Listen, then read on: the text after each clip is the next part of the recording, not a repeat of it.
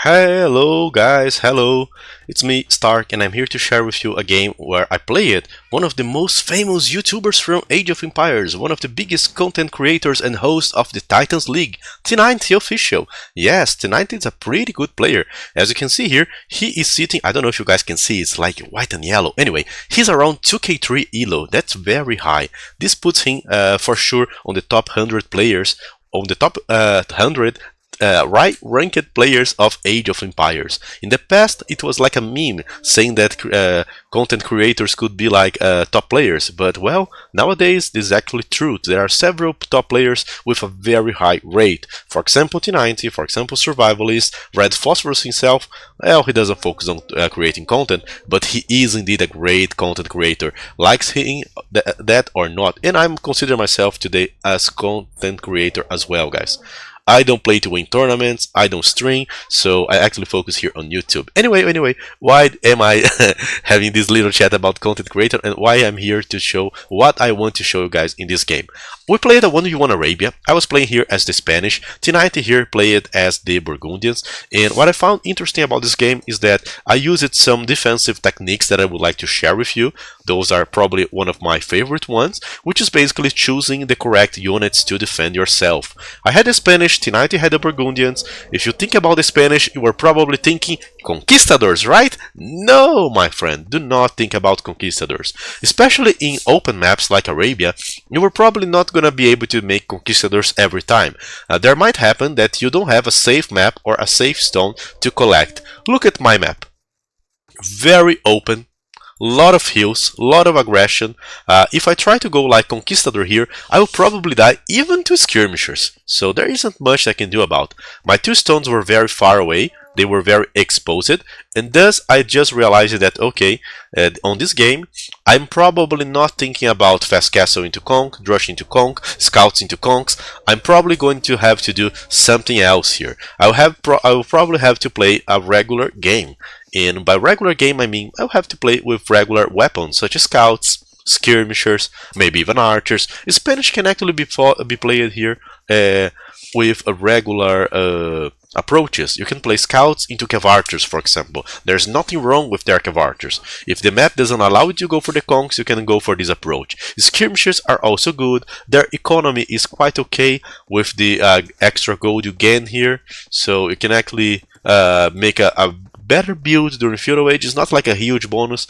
I'm far away from having an economy as good as the Burgundian player right there, but I still think that their economy is quite okay, quite solid, and you can actually accomplish quite some features here while playing it. Anyway, I started building a barracks here in front of my berries. So far, my two resources here are food and wood. I'm not taking gold, I'm not going for men-at-arms, and I'm Spanish, so usually you don't want to invest into archers since you have one of the two civilizations from the game that have no access to crossbowmen. So I start going for scouts, and suddenly, guys, I'm gonna realize something here. I'm gonna, while scouting T90, see that he has how can I change my point of view to me? I don't know where to click. I see that he has an archer range. Anyway. Yeah, I'm such a noob, I don't know how to switch my view towards me. Is just clicking? No. Oh my god, what I'm doing. I changed the color. Oh my god, what I'm doing. Okay. That's better, sorry for that, guys. I was just trying to switch to my player color here, but I'm terribly bad on managing capture age. Anyway, as soon as I see that my opponent has an archer range, I take a decision here. I don't want to be attacked by archers, and I don't want to die for archers. But look at my map. Way too big to wall. So he will probably hit me with the initial archer and spearman that he's sending forward. He's attacking me, and I won't be able to fight him using scouts. That's exactly the composition that countered the scout play. Spearman and archers. So what do I do instead?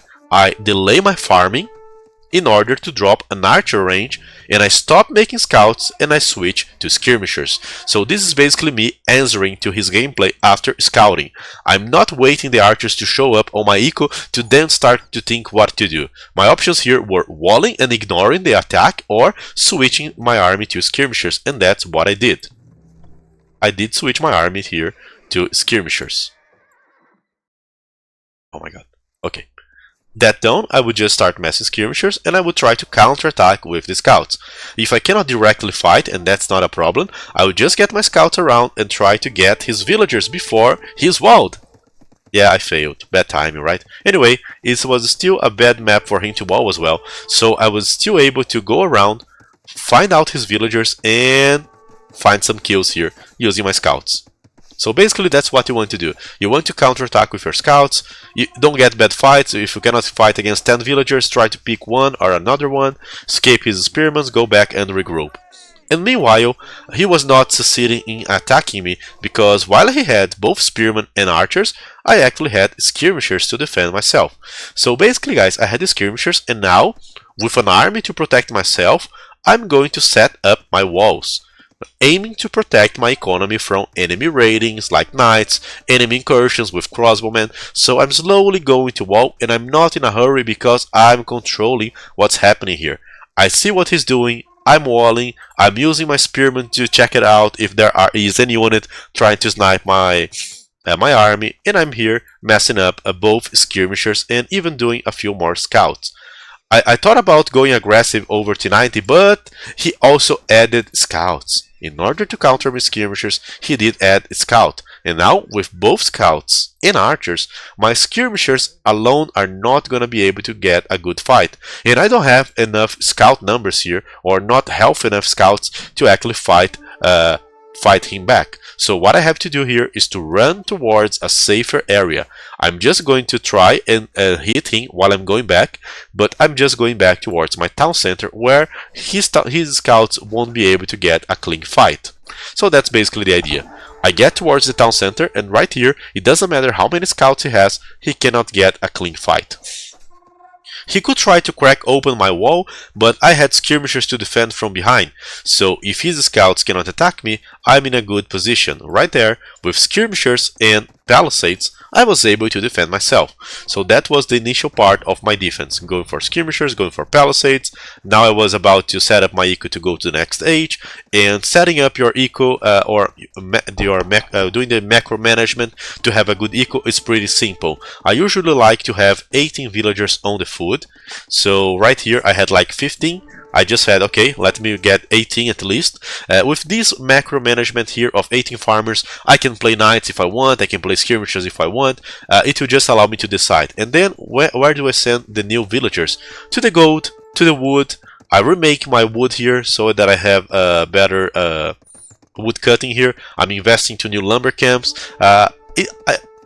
If possible, you want to split your woods, but I was very confident that I wouldn't idle this area because I had a big group of skirmishers there, so I was fine in investing into a second lumber camp in the same wood. So there I am, going to the next stage. Only now I'm going for the fletching. So far I just needed the skirmishers for defending, and I could actually skip the upgrade. Greedy, I know. So both me and T90 are going towards the next stage. T90 has a very fearsome army here, a lot of archers, some stable units that deny my skirmishers to freely advancing before they get their upgrades. And I'm fine. I'm playing with how many archer ranges? A single one. To be honest, this was a mistake, guys. I think that Burgundians with map control or Burgundians with a big army would just get all the relics, and the Burgundians with the relics become something very, very fearsome. So I guess that I did a mistake. I should have added maybe more archer ranges, maybe another stable, and invested into more army. I should have played 1TC and investing into more and more and more army so that I would be able to go for the map control kill here and deny him. Anyway, I knew that he was focusing on the ranged units and not on the cavalry. And how could I know that? Because I clicked his scouts and I saw that the scouts here had no upgrade, no armor on them. So basically he wasn't investing to play with like cavaliers. And for that reason, I knew that I could fully invest into the skirmishers. I even started investing into the monasteries. I like to invest into monks to try and get the relics, to convert the enemy knights. I mean, if the guy's focusing on ranged units, he will at maximum do something around 3 or 4 knights to help. So having 2 monks will just deal with that. And of course, if I'm constantly trading skirmishers versus crossbowmen here. If I'm a long ranged unit fight, I will eventually have several skirmishers with low HP. So having a monk will help me to heal out those skirmishers and getting their full potential back.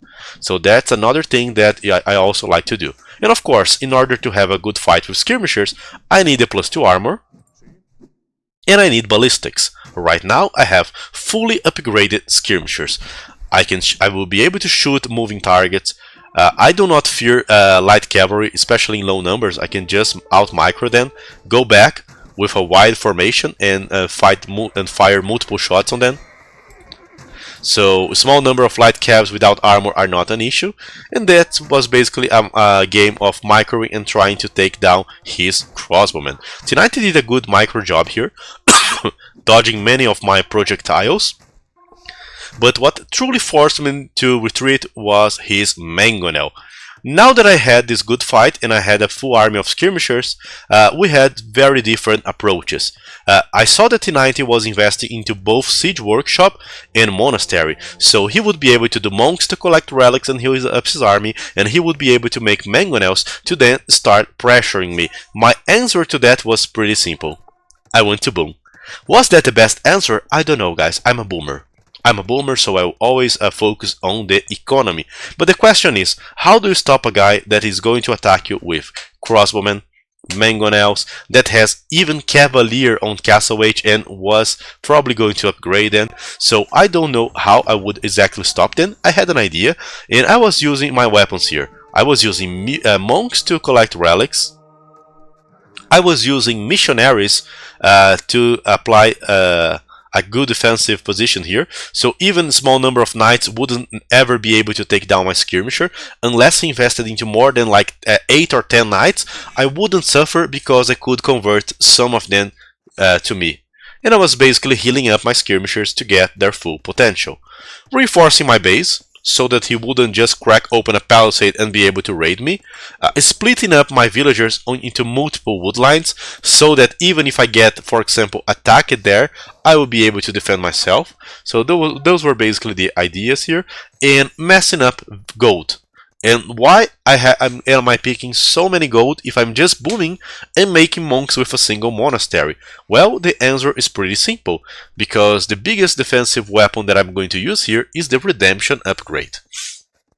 Redemption Upgrade allows you to convert both siege units and buildings. So it's a great technology to support monk rushes. It allows you to take down enemy buildings, get them for yourself, take down Mangonels, but right here on the defensive stance, monks with 9 range can outrange a Mangonel of 7. So the idea of making redemption was pretty simple. I go for the redemption so that if it pushes me or harasses me with Mangonel, I can defend by converting such Mangonel. So that was the idea. A very fragile army, skirmishers, monks, very low HP, 30 HP my monks had, but I was up for Sensity. The idea of Sensity is pretty simple. Give monks 45 HP so that they won't die to Mangonel shots or they don't melt against enemy ranged units. So not only I did invest into Redemption, but I'm also investing into Sensity. Meanwhile, T90 had an investment here on the archers. He was going for ballistics and he was going for +2 armor on his cavalry. So Mangonels, +2 knights, crossbowmen, the full gold composition of a Burgundian player. A very scary one, but I don't care because I still had my missionaries and I still had my skirmishers. The key here, guys, is trying to avoid losing skirmishers to the Mangonels, so whenever they shoot me, I go back so I don't get shot, and I just try to kill his army slowly, hitting unit after unit. Starting by the light cavalry, they are the biggest threat for my monks because they have bonus versus monks. With a few hits they can take down my monks or my missionaries, so I was very focused here on blocking the way to my monks. You can see my monk here, he's just after the Archery Range. And I was going to try and convert his Mangonel while defending from the light cav. The light cavs were not having a good time because I had many ranged units and I could snipe them slowly. And now here with the monks, I'm confident that at some point I'll be able to convert his Mangonels. I knew for the quality of our armies and for the investments that T90 made, the monastery and the siege workshop, that since I had 3 town centers and I was expanding my economy here on the back, I would have a better economy eventually in villager numbers, in resource collected. So I knew that eventually I would have a good scenario here for myself. For that reason, all that I had to do was defending. So I'm constantly trying to snipe his Mangonels. Whenever he tries to kill my monks with the crossbowmen, what do? I retreat my monks and I re-engage in the conversion. Eventually, if T90 gets enough shots here, he can kill my monks. But while he tries to do that, I use the skirmishers to kill the crossbowmen. So this is called micro. Yeah. You avoid getting shot here. Eventually he kills 1 or 2 monks, but all that I need to do here was to try dodge the Mangonel and eventually convert one of them. As soon as I can convert his Mangonels, I can completely change how the fight works. This Mangonel now is mine. I can try to shoot his monk, I can try to shoot his units. Unfortunately, he just had knights very close and was able to kill that. Even my missionary fell, so that was bad, and knowing that I would probably lose these buildings on the front, I started to invest into more buildings so that I could keep up my army production. I started to invest into more monasteries, I started to invest into more archery ranges, but I was already committed to play here with skirmishers and monks. If he tries to dive, I can use the TC arrow fire to kill the knights. I had my TCs strategically placed here on the gold, on the wood, so even if he was getting around here with a few units, all that I had to do was to put villagers inside the town center, and with ballistics and bodkin arrow, my TCs would just eat out his units. Of course, if he had like 20 of those guys, that would be a bit different.